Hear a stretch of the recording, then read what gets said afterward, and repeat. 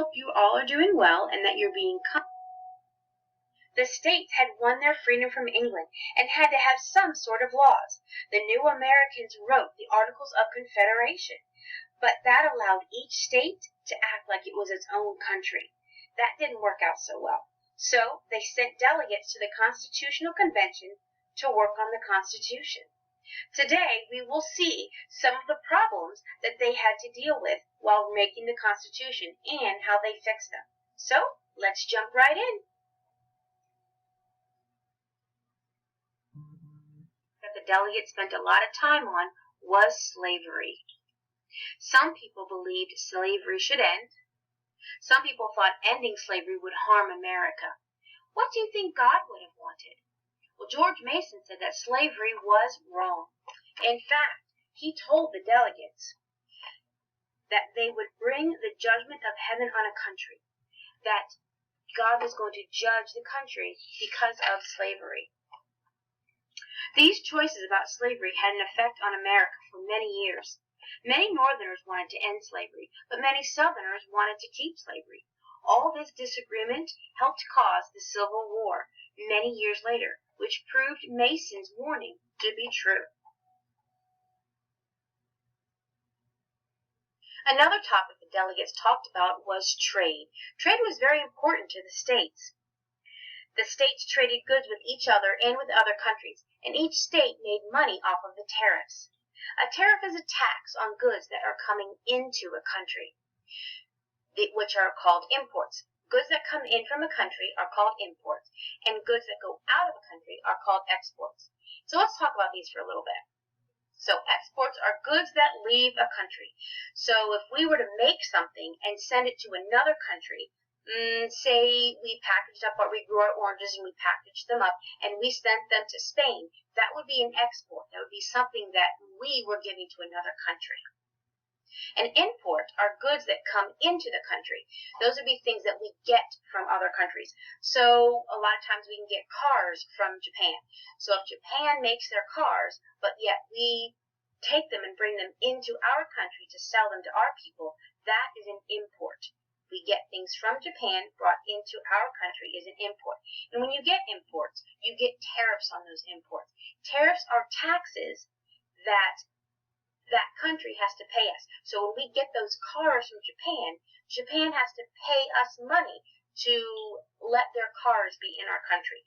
So that's how they would gain money. So deciding about trade was a big thing. The delegates decided that the states needed to agree and follow the same rules for the tariffs and for the taxes. So to do this, they decided that the national government would decide how much tariffs would be charged to each one. Even though the delegates disagreed a lot, they kept working and didn't give up, and finally the Constitution was finished by the end of the summer. The Constitution was finished. Now we have the Preamble. The Preamble was an introductory paragraph, kind of like when we did our narratives and we wrote the beginning paragraph. The Preamble is the beginning paragraph of the Constitution, the introduction. It starts out with "We the people," and then it lists 6 different purposes for the Constitution. So let's go over those 6 different purposes. The first one is to form a more perfect union.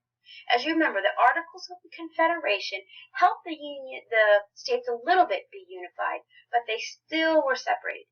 So the writers of the Constitution wanted to make them even more of a union and work more together. So that's what they wanted. The second thing was to establish justice. The Bible says that this is the main responsibility of any government. To establish justice means to make sure that the people act rightly toward each other and to help them do that. So the way a government does this is that they reward people for making good choices, and they have consequences for people who don't make good choices. The next one is to ensure domestic tranquility. Tranquility is peace and calmness. And yes, the writers wanted all of the people in America to have peace and calmness.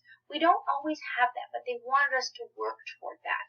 And one of the best ways that we can do that is by following the Constitution and by being kind and helpful to others. The next one is to provide for the common defense. To provide for the common defense means that the people wanted the government to help them and to protect them if the country ever went to war again. The next one is to promote the general welfare. That means that the Constitution was not written for just one person or for one group of people. It was written for everybody. Everybody is a creation of God, and everybody should benefit from the Constitution. Finally, secure the blessings of liberty. Liberties are like freedoms. So the writers of the Constitution wanted to secure the freedoms that we people have in the country.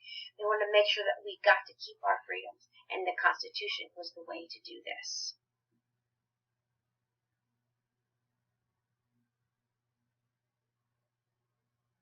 It needed more work to become a law. Let's see why.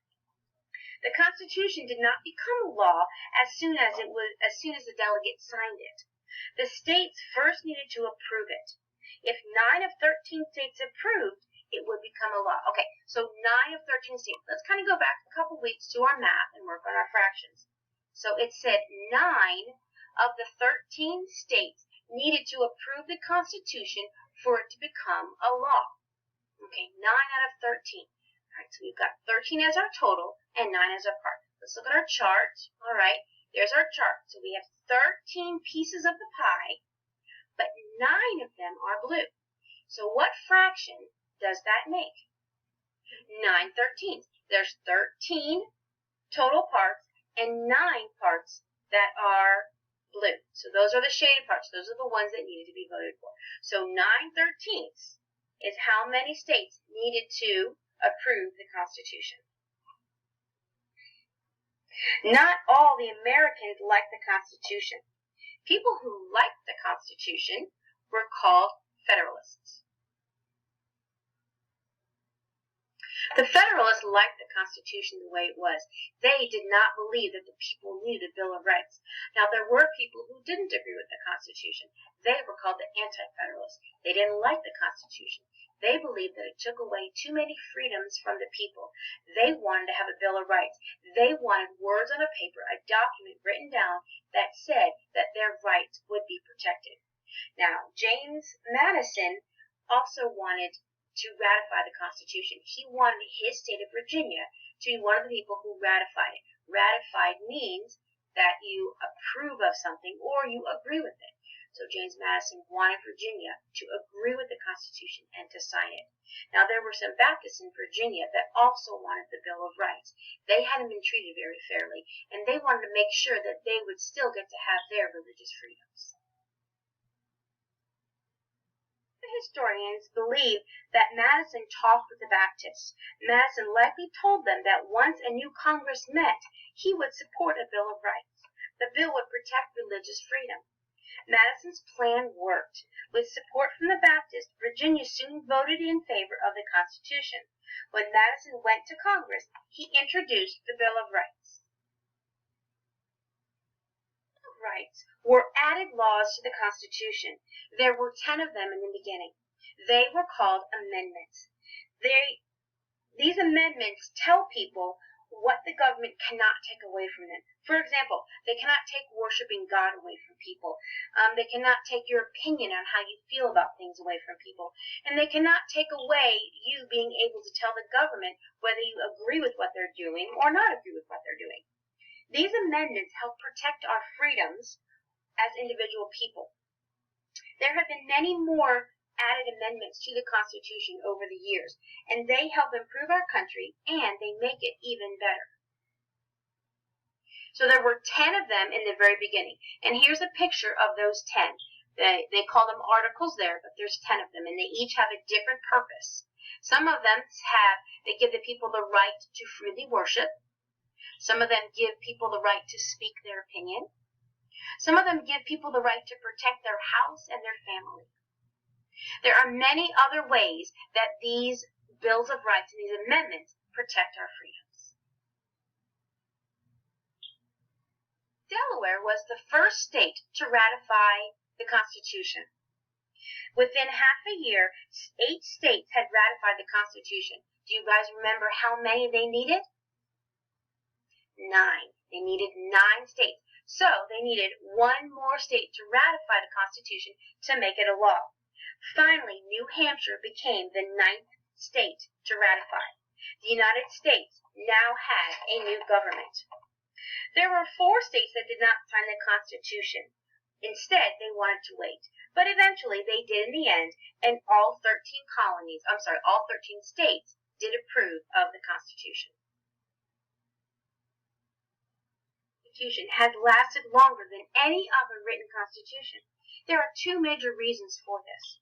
The first one is that the authors were wise. They were smart.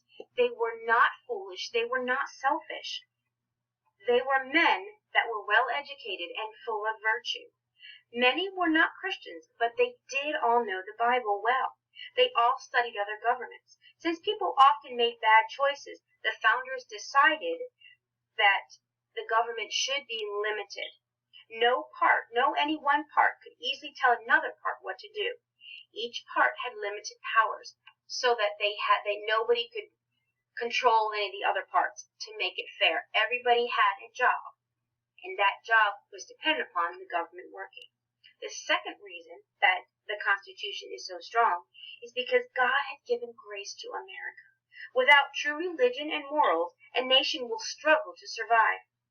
God blessed America with the revivals that changed people to love God and to love others.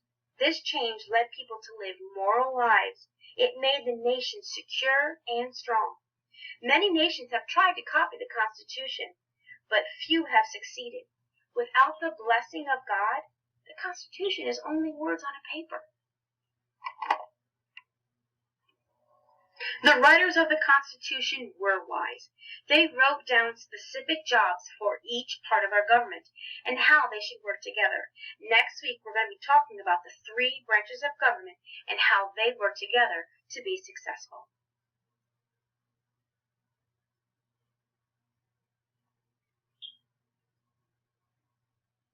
For today's assignment, I would like you to think of an amendment that you would feel that would make our country better. I want you to explain how it would make America better. And I want you to write it down or type it up and then email it to your teacher.